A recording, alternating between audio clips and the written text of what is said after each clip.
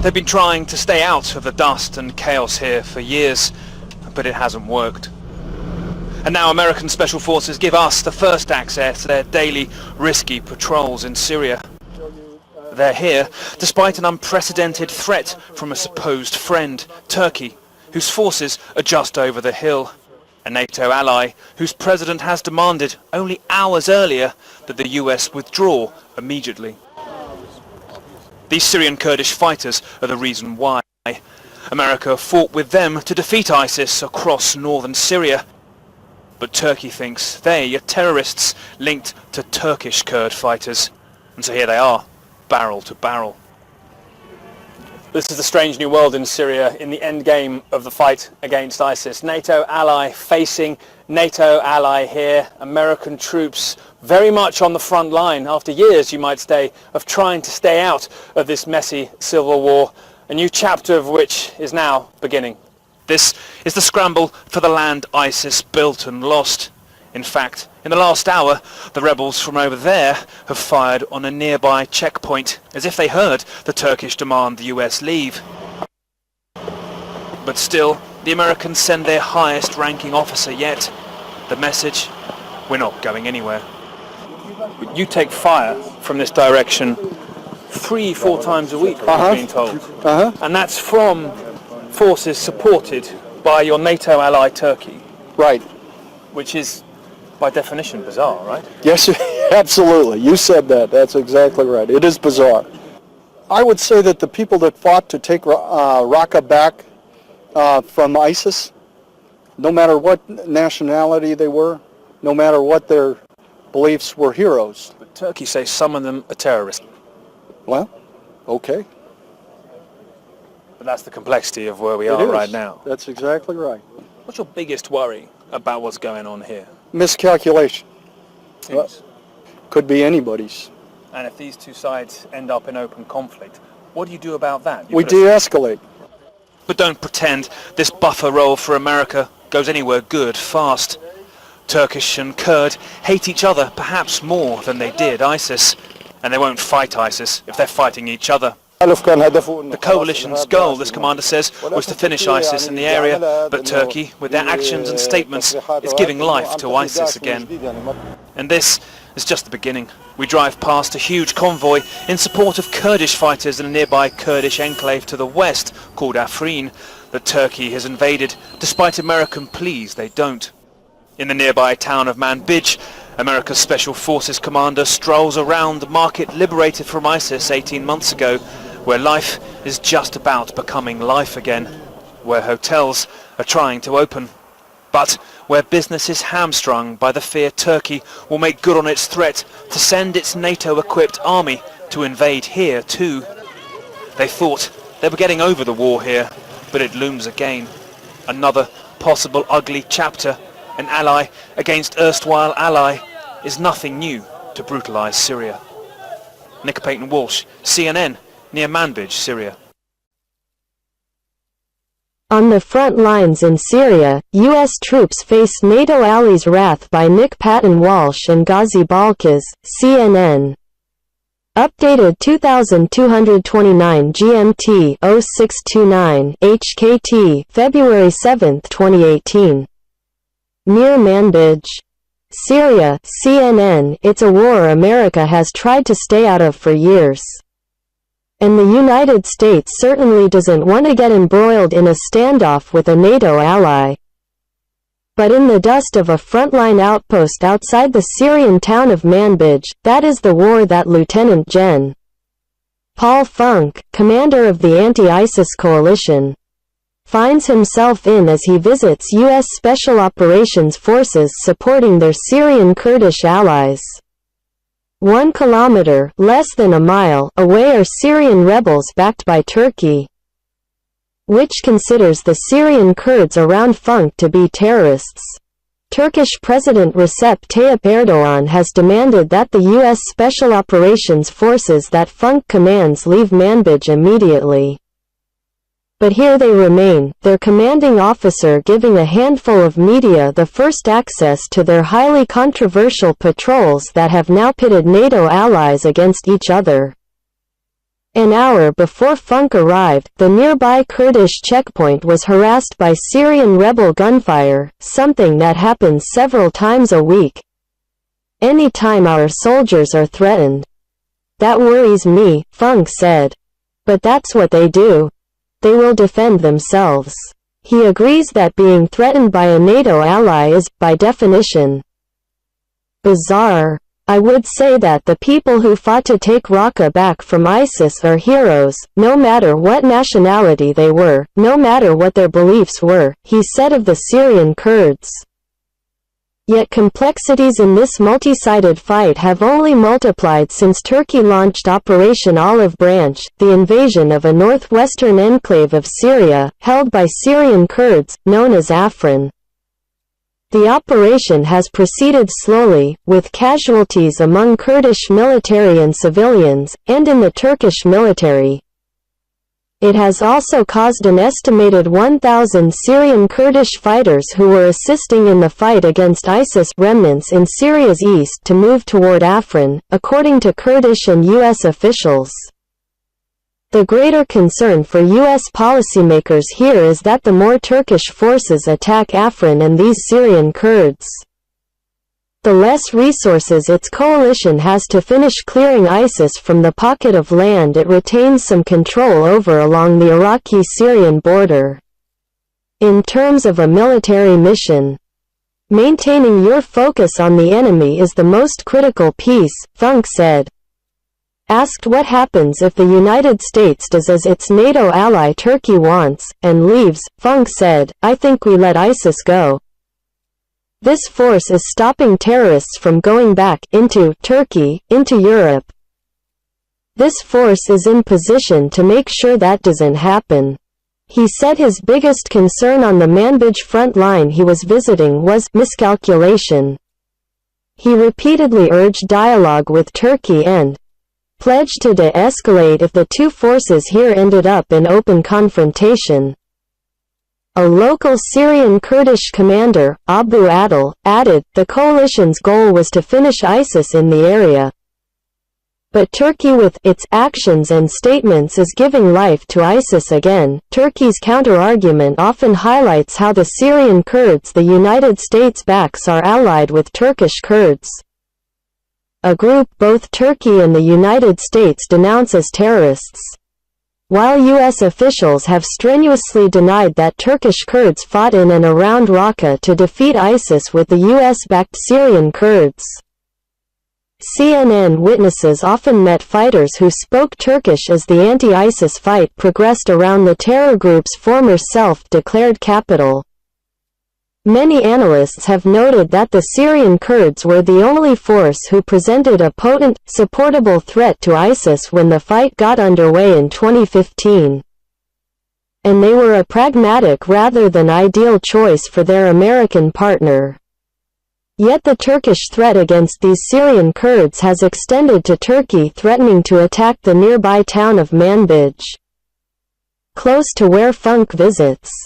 American Special Operations Forces walk with CNN calmly around the town, through vegetable markets overflowing with produce and customers. Life is trying to get back to normal here, and commerce has massively increased since ISIS was kicked out by the Syrian Kurds in August 2016. A hotel is trying to open. Yet local officials tell us the fear of Turkish military action is unsurprisingly slowing economic development. Despite Manbij's optimistic present, for many locals, the pain of having to fend for themselves in the seemingly endless battlefield of Syria is still fresh. There was a time when everyone abandoned us, Manbij Legislative Council member Azib al-Aboud said. The coalition when ISIS was here, and the regime even though it's part of Syria. We are against the idea of separation from the rest of Syria, but when we were in need, when our fathers and children were in need, when women were in need, no one gave us a hand. Often highlights how the Syrian Kurds the United States backs are allied with Turkish Kurds, a group both Turkey and the United States denounce as terrorists. while U.S. officials have strenuously denied that Turkish Kurds fought in and around Raqqa to defeat ISIS with the U.S.-backed Syrian Kurds. CNN witnesses often met fighters who spoke Turkish as the anti-ISIS fight progressed around the terror group's former self-declared capital. Many analysts have noted that the Syrian Kurds were the only force who presented a potent, supportable threat to ISIS when the fight got underway in 2015. And they were a pragmatic rather than ideal choice for their American partner. Yet the Turkish threat against these Syrian Kurds has extended to Turkey, threatening to attack the nearby town of Manbij, close to where Funk visits. American Special Operations Forces walk with CNN calmly around the town, through vegetable markets overflowing with produce and customers. Life is trying to get back to normal here, and commerce has massively increased since ISIS was kicked out by the Syrian Kurds in August 2016. A hotel is trying to open. Yet local officials tell us the fear of Turkish military action is unsurprisingly slowing economic development. Despite Manbij's optimistic present, for many locals, the pain of having to fend for themselves in the seemingly endless battlefield of Syria is still fresh. There was a time when everyone abandoned us, Manbij Legislative Council member Azab al-Aboud said. The coalition when ISIS was here, and the regime even though it's part of Syria. We are against the idea of separation from the rest of Syria, but when we were in need, when our fathers and children were in need, when women were in need, no one gave us a hand. Military action is unsurprisingly slowing economic development. Despite Manbij's optimistic present, for many locals, the pain of having to fend for themselves in the seemingly endless battlefield of Syria is still fresh. There was a time when everyone abandoned us, Manbij Legislative Council member Azab al-Aboud said. The coalition when ISIS was here, and the regime even though it's part of Syria. We are against the idea of separation from the rest of Syria, but when we were in need, when our fathers and children were in need, when women were in need, no one gave us a hand.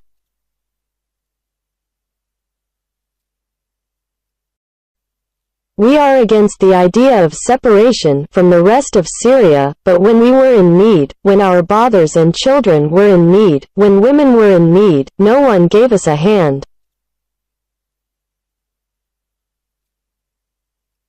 Gave us a hand.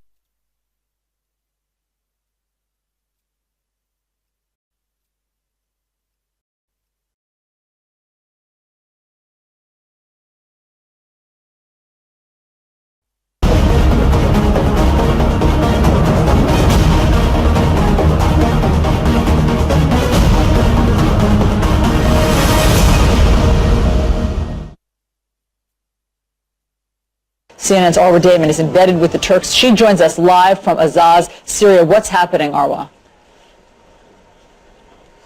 Well, at this stage, we've managed to come forward to basically what is one of the outermost positions by the Turkey-backed FSA, the rebel force that the Turks have been supporting throughout all of this. Now, what Turkey's trying to do is push forward and allow these rebel forces to push forward and encircle the town, the city of Afrin. That is, and you can hear artillery, mortar. I don't know if you can hear that actually right now. It's been fairly regular throughout all of this. You have Turkey firing artillery rockets as well as carrying out airstrikes. Turkey saying that they're being very careful to try to minimize civilian casualties. And as you can see, the terrain out here at this stage, at least, pretty open, pretty widespread, a lot of olive groves. And actually, within the rebel controlled territory, you also have a lot of refugee camp. So a lot of concern about artillery that is being fired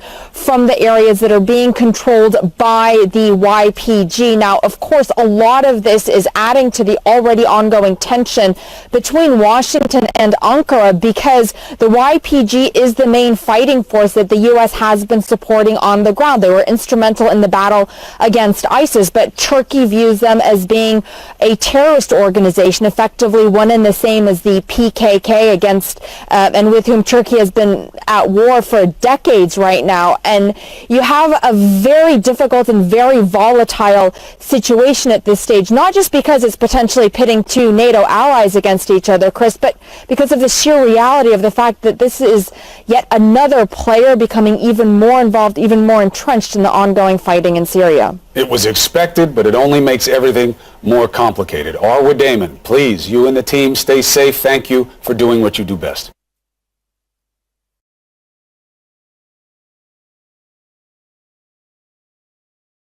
People of Afrin, life is now underground.